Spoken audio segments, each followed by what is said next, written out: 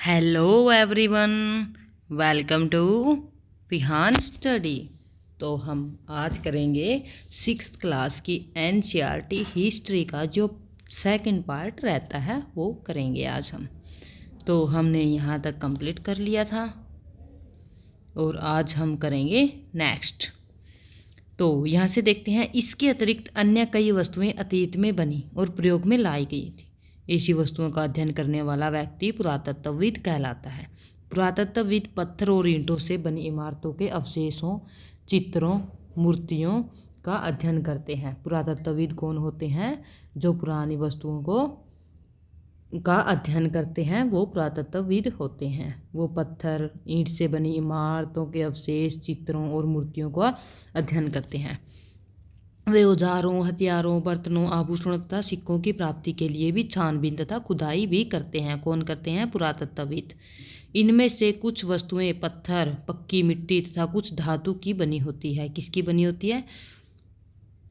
पक्की मिट्टी की और कुछ धातु की। ऐसे तत्व कठोर तथा जल्दी नष्ट न होने वाले होते हैं। कैसे होते हैं? ना कठोर होते हैं और ना ही जल्दी नष्ट होने वाले। तो इसमें क्या दिया गया है? बाएं, एक प्राचीन नगर से प्राप्त पात्र। बाएं दिया गया है प्राचीन नगर से एक पात्र दिया गया है, ये वाला, ये।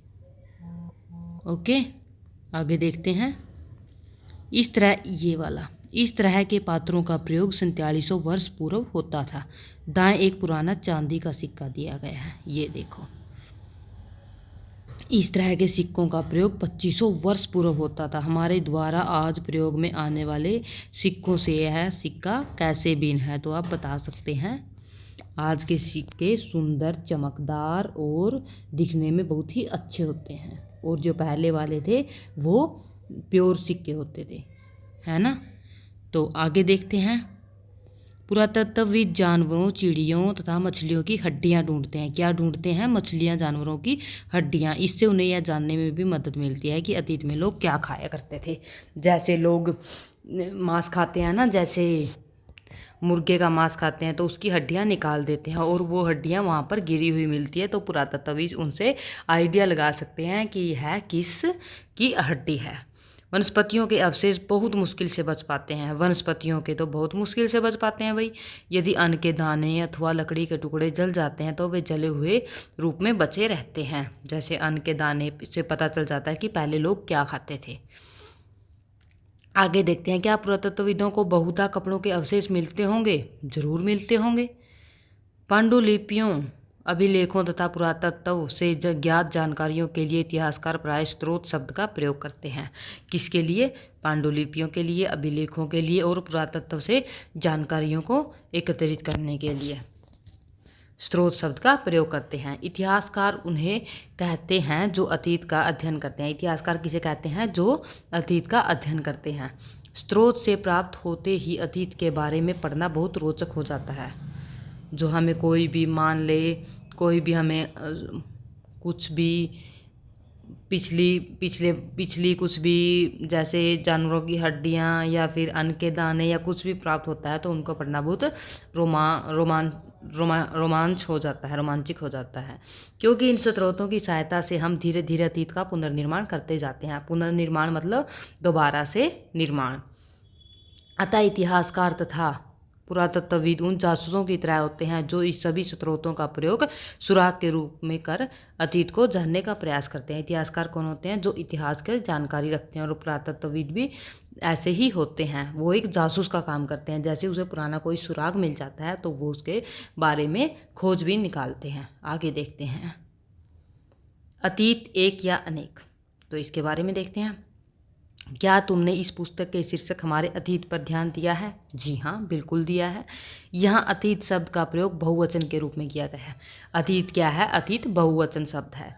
ऐसा इस तथ्य की ओर ध्यान दिलाने के लिए किया गया है। किस तथ्य की ओर? अतीत की ओर, कि अलग अलग समूहों के लोगों के लिए इस अतीत के अलग अलग मायने हैं। अलग अलग समूहों के लिए कि किसी का अतीत कैसा है, किसी का अतीत कैसा है, तो सबके अलग अलग हैं।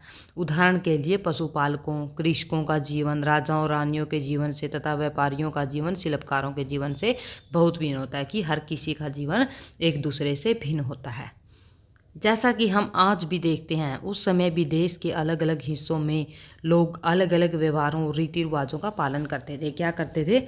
अलग किसी देश में कैसे रीति रिवाज थे, किसी देश की संस्कृति कैसी थी, किसी की कैसी थी, उसी प्रकार अलग अलग होती है। उदाहरण के लिए आज अंडमान द्वीप के अधिकांश लोग अपना भोजन मछली पकड़कर, शिकार करके तथा फल फूल के संग्रह द्वारा प्राप्त करते हैं।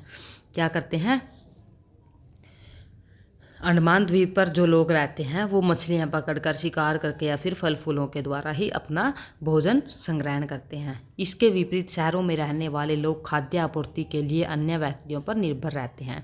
किस पर? जैसे अन्य व्यक्ति, जैसे किसान होता है, अनाज को मंडी में बेचता है और वो शहर वाले उसको शहरी लोग उसको खरीद लेते हैं। तो किस पर निर्भर है? वो किसानों पर निर्भर है।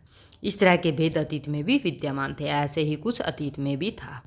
इसके अतिरिक्त एक अन्य तरह का भेद है, उस समय शासक अपनी विजयों का लेखा जोखा रखते थे। यही कारण है कि हम उन शासकों तथा उनके द्वारा लड़ी जाने वाली लड़ाइयों के बारे में काफ़ी कुछ जानते हैं। तो क्या था? पहले जो राजा महाराजा शासक होते थे ना, वो जो विजय करते थे उनका लेखा जोखा रखते थे। यही कारण है कि उन शासकों द्वारा, उनके द्वारा लड़ाइयों के बारे में हम आज भी जान सकते हैं। जबकि शिकारी, मछुआरे, संग्राहक, कृषि और पशुपालक जैसे आम आदमी प्राय अपने कार्यों का लेखा जोखा नहीं रखते थे। पुरातत्व की सहायता से हमें उनके जीवन को जानने में मदद मिलती है। हालांकि अभी भी इसके बारे में बहुत कुछ जानना शेष है। तो राजा महाराजा तो लिख के अपनी लेखा जोखा रखते थे, और जो जैसे नॉर्मल बंदे हैं, जो शिकारी हैं, मछुआरे हैं, वो लेखा जोखा नहीं रखते थे। उसके हमें अवशेष मिलते हैं और उससे हम आइडिया लगा सकते हैं। तिथियों का मतलब, अगर कोई तुमसे तिथि के विषय में पूछे तो तुम शायद उस दिन की तारीख, माह, वर्ष, जैसे 2000 या इसी तरह का कोई और वर्ष बताओगे। क्या बताओगे? वर्ष बताओगे। वर्ष की गणना यह ईसाई धर्म प्रवर्तक ईसा मसीह के जन्म की तिथि से की जाती है। कहाँ से की जाती है? ईसा मसीह के जन्म से। कहाँ की? ईसाई धर्म प्रवर्तक की गणना 2000 वर्ष कहने का तात्पर्य है ईसा मसीह के जन्म के 2000 वर्ष के बाद से है। 2000 वर्ष कहना मतलब किसे? ईसा मसीह का जन्म 2000 वर्ष के बाद का। ईसा मसीह के जन्म के पूर्व की सभी तिथियों को क्या कहा जाता है? ईसा पूर्व, ईसा से पहले के रूप में जाना जाता है। इस पुस्तक में हम 2000 को अपना आरंभिक बिंदु मानते हुए वर्तमान से पूर्व की तिथियों का उल्लेख करते हैं। कहाँ से? जो आज चल रहा है वर्तमान से, और जो आरंभिक बिंदु किसे मानते हैं? 2000 को। तो उससे हम अपना आइडिया लगा सकते हैं। इसको देखते हैं। इतिहास और तिथियाँ। अंग्रेजी में BC, हिंदी में क्या कहते हैं इसको? ईसा पूर्व का तात्पर्य बिफोर क्राइस्ट। B का बिफोर, C का क्राइस्ट।